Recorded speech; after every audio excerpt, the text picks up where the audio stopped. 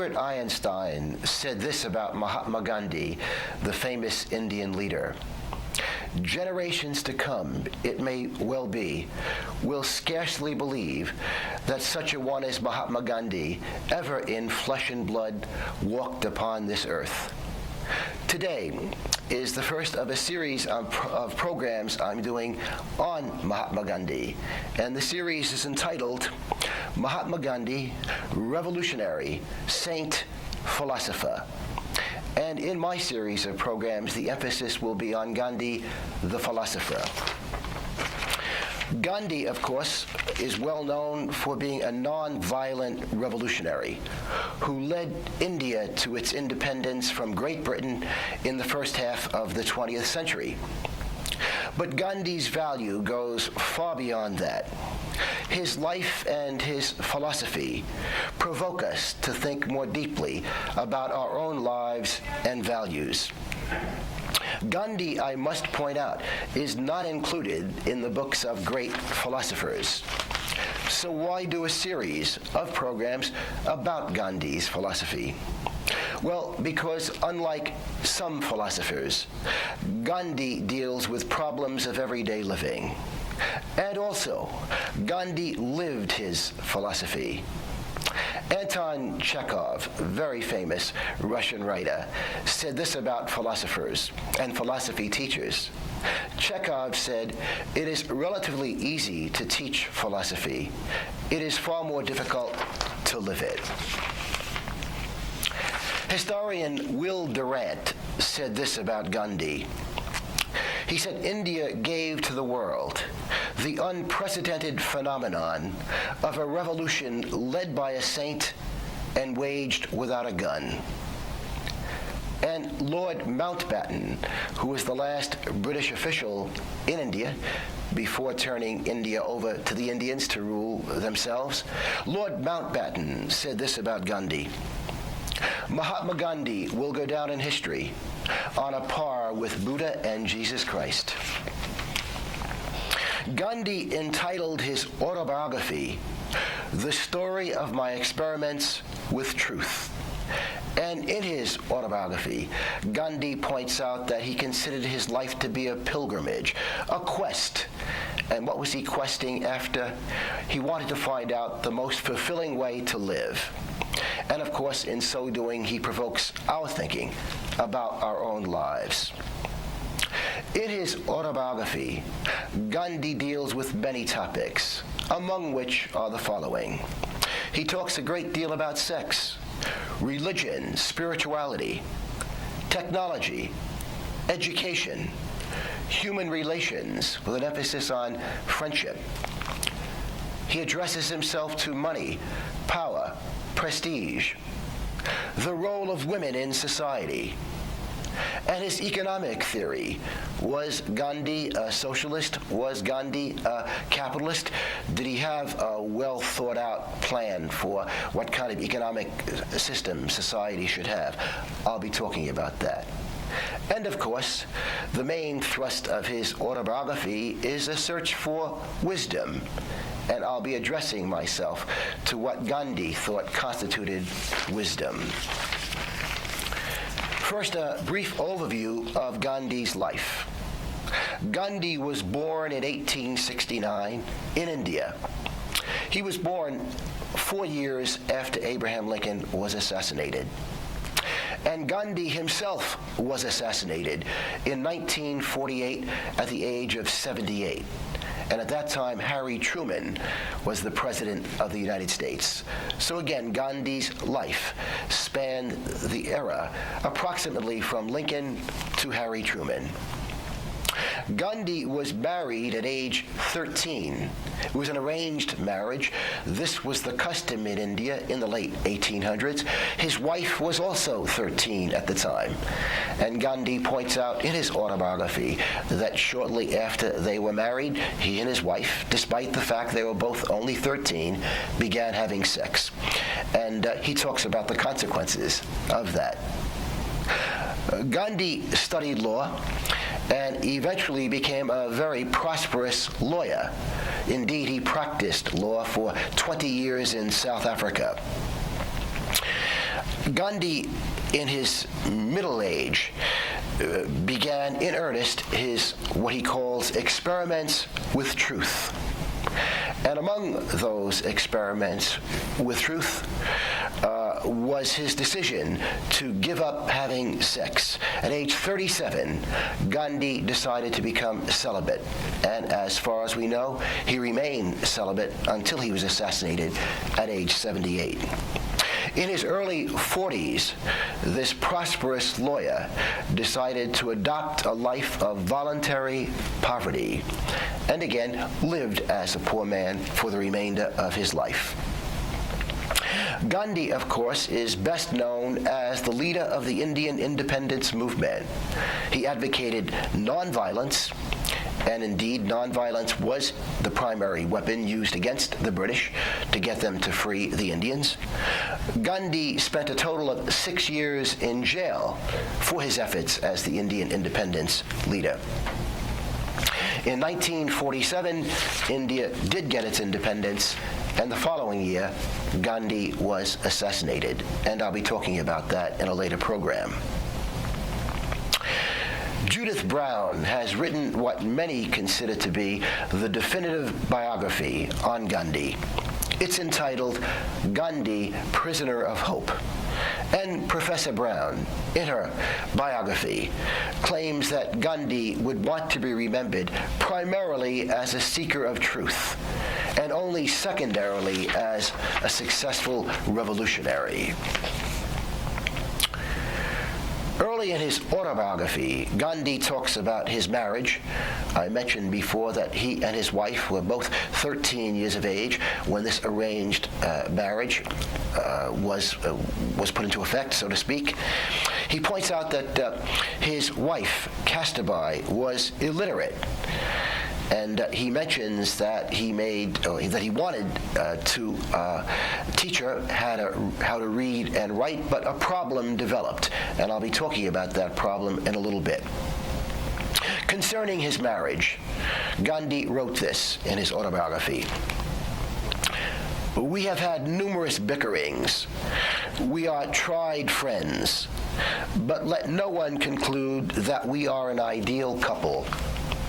It is likely that many of my doings have not her approval. He points out that despite the fact that there was a great intellectual difference between he and his wife, as I pointed out, he eventually became a lawyer. His wife really never learned to read, at least not well. She could probably be classified as illiterate even when she died.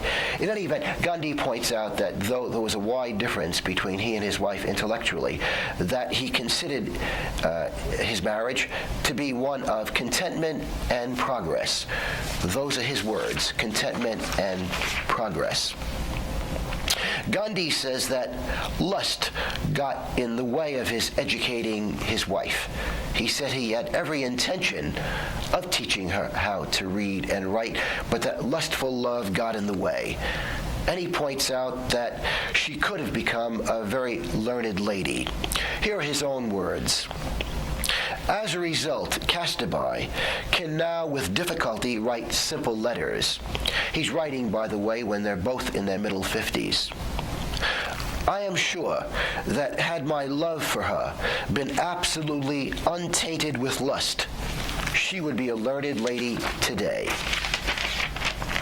I mentioned before that Gandhi talks a lot about sex in his autobiography, and he says that in his youth and middle age, he was the slave of lust. Those are his words, the slave of lust. He goes on to say this, it took me a long time to get free from the shackles of lust, and I had to pass through many ordeals before I could overcome it. He mentions his father's death in this context. When Gandhi was 16, his father was dying from a very serious illness. And one particular night, Gandhi was nursing his father. And while nursing his father, he had the urge to have sex with his wife. So he asked another family member to take care of his father, and he went and had sex with his wife. And while doing so, his father died, and Gandhi claimed that this situation affected him for the rest of his life. At age 37, Gandhi took a vow to give up sex and become celibate. Why? Why give up sex? Well, Gandhi came to the conclusion that to be celibate was indispensable for self-realization. He says this, "In a word, I could not live after the flesh and the spirit." Gandhi believed that in being celibate, he could see more clearly and think more clearly. This is Platonic. Plato expressed these ideas in so many of his works, especially in the Republic. Plato believed that we can do our best thinking when we have the least communion with the body. And Christianity incorporated some of Plato's ideas. Indeed, so many of the Christian monks decided they wished to be celibate to get closer to God. Gandhi looked upon celibacy as a liberation. He did not regard abstinence from sex as a deprivation, but again as a liberation. It could permit him to share intimacies with other people on a higher level. The idea was that if he became less lustful, it would mean he could become less self-centered. And if he became less self-centered, he could think more about other people and have more empathy for other people. And Gandhi also points out that in being celibate, he would have more energy to serve other people. And serving other people was extremely important to Gandhi. In his autobiography, Gandhi talks about the joy of giving up sex. He says this, "The freedom and joy that came to me after taking the vow to abstain from sex had never been experienced before." But he does point out that being celibate had its difficulties. Indeed, he said that being celibate required eternal vigilance and that it was like walking on the sword's edge. Those are his words. And what was Gandhi's philosophy concerning sex and society? Well, Gandhi believed that everyone should exercise great self-restraint when it comes to sex. He believed that regular sexual intercourse is not necessary or beneficial. Here are his own words. "The couple who realizes these things will never have sexual union for the fulfillment of their lust, but only when they desire issue. He who realizes this will control his lust at any cost." In other words, Gandhi's idea was that sex should be reserved for procreation. Gandhi opposed the use of birth control techniques or devices of any kind because he believed that people should develop self-restraint, and using birth control techniques and devices would get in the way, would discourage people from exercising self-restraint. In his autobiography, he says this, "I think it is the height of ignorance to believe that the sexual act is an independent function necessary like sleeping and eating." What do you think of Gandhi's attitude towards sex and birth control? Gandhi's philosophy raises some important questions. First, what is the proper role of sex in life? Secondly, where does sex rate as a cause of happiness and unhappiness? The philosopher Schopenhauer said this about sex. Schopenhauer said sex is a cause of brief pleasure and protracted suffering. That's right, that sex is a cause of happiness and suffering. Well, what did Schopenhauer mean by this? Well, on the pleasure side, sex, of course, can help people to relieve tension, and at its best, sex can be an expression of affection and love for another human being. With regard to suffering, Schopenhauer sounds somewhat Freudian. Freud believed that we could never fulfill all of our sexual desires, that we will always be somewhat frustrated sexually. Schopenhauer believed that also. Schopenhauer also believed that great intimacy cannot be sustained, that we can never get as close to another human being as we desire, and that this causes us sadness, and that the kind of union people have, even in great sex, cannot be sustained. Also, of course, sex can cause protracted suffering in terms of the idea that if one is promiscuous, one might have an ongoing fear of disease. What have the famous thinkers in philosophy, psychology, and religion, for example, said about sex and its proper role in life? Well, what I wish to do is to survey some of the thinkers who are conservatives on the subject of sex, some who are liberals, and some who are moderates. And after conducting this survey, to try to determine whether there's any common ground in their attitudes towards sex and sexuality. Let's start with the conservatives. Plato, more than 2,000 years ago, urged people to exercise great self-restraint in their sexual lives. Plato believed that lust gets in the way of clear thinking. Plato believed that if one diminishes lust, one will be a better thinker. Epicurus was another Greek thinker who urged people to cool it on sex, and he said something that in some ways is even more extreme than what Plato said. Epicurus said this, and I'm quoting him: "Sexual intercourse has never done a person any good, and the person is lucky if it has not harmed him." Epicurus believed that intellectual pleasures are to be preferred to sexual pleasures.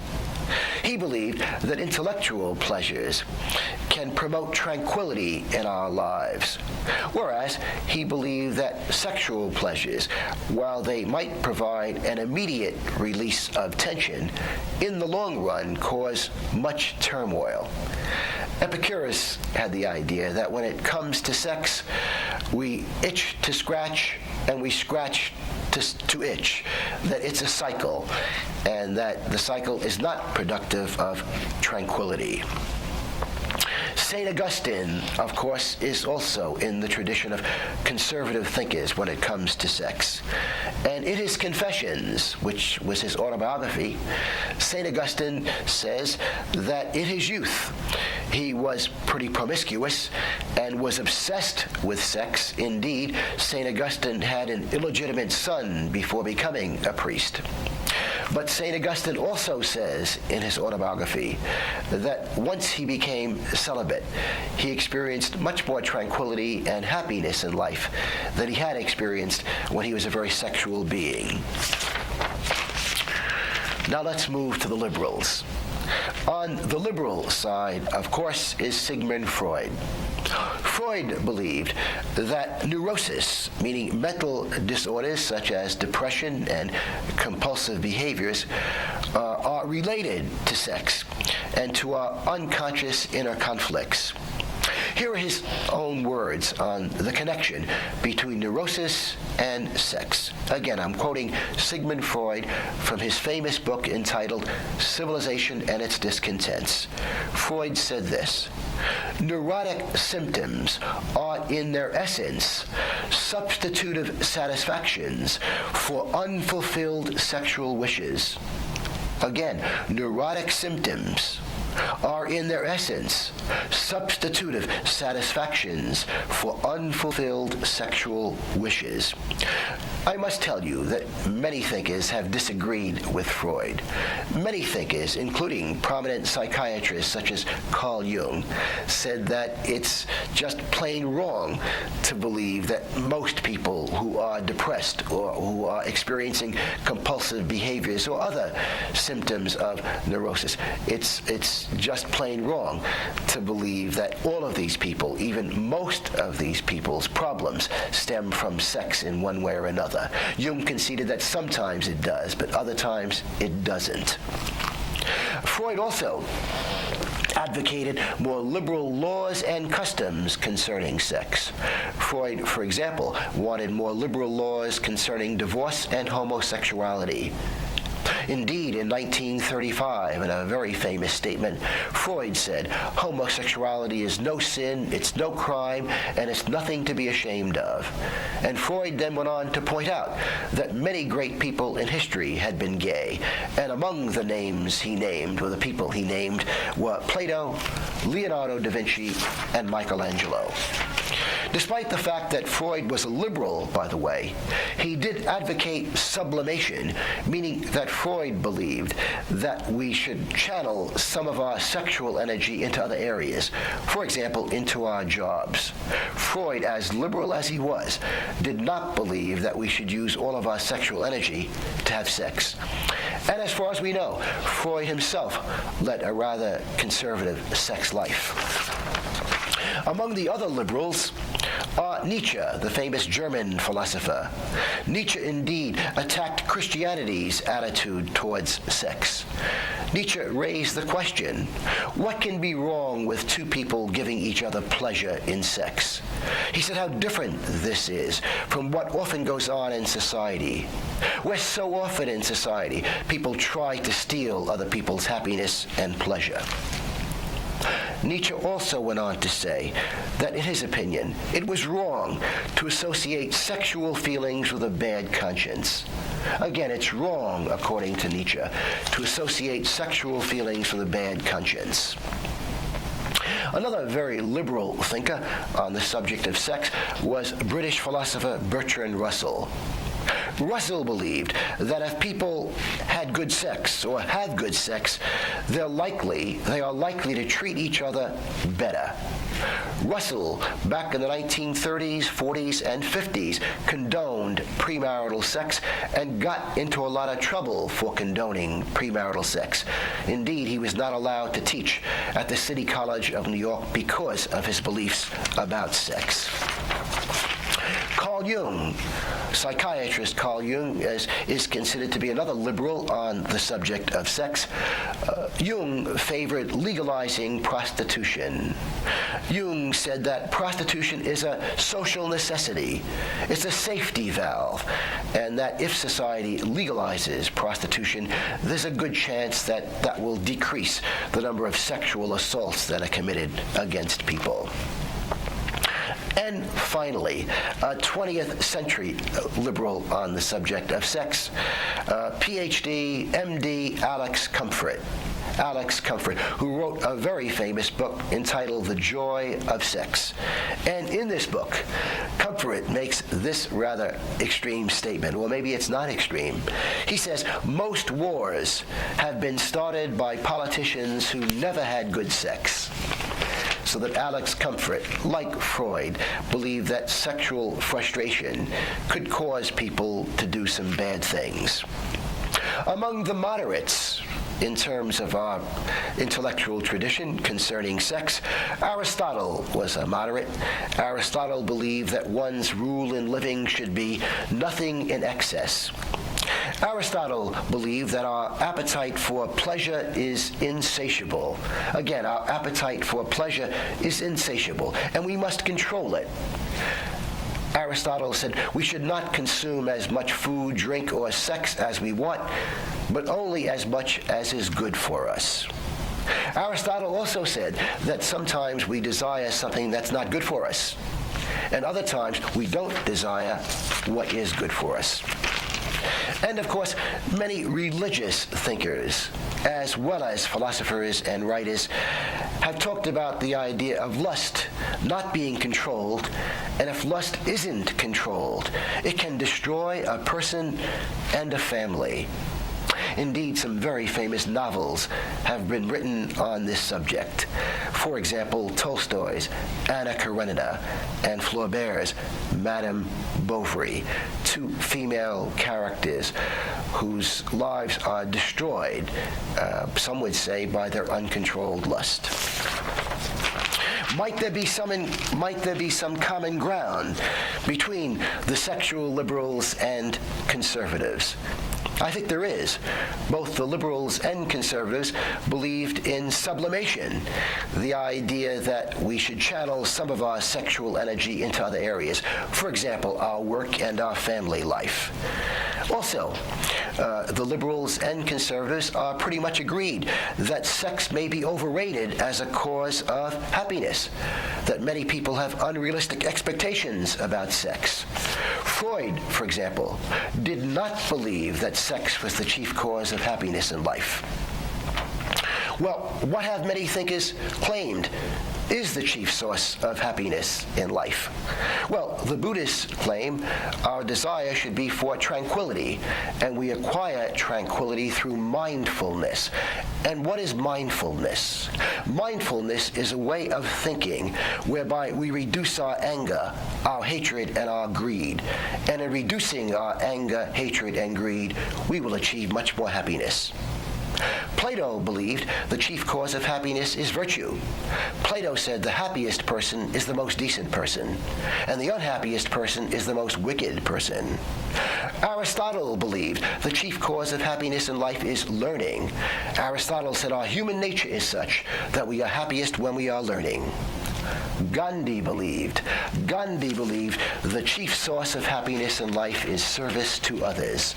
And here's what he said about that in his autobiography.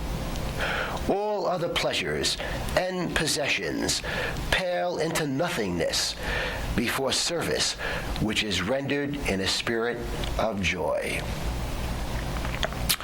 As usual, I'd like to end with a thought from Henry David Thoreau. Thoreau reminds us that we are all artists. In Walden, Thoreau wrote the following: "To affect the quality of the day, that is the highest happiness.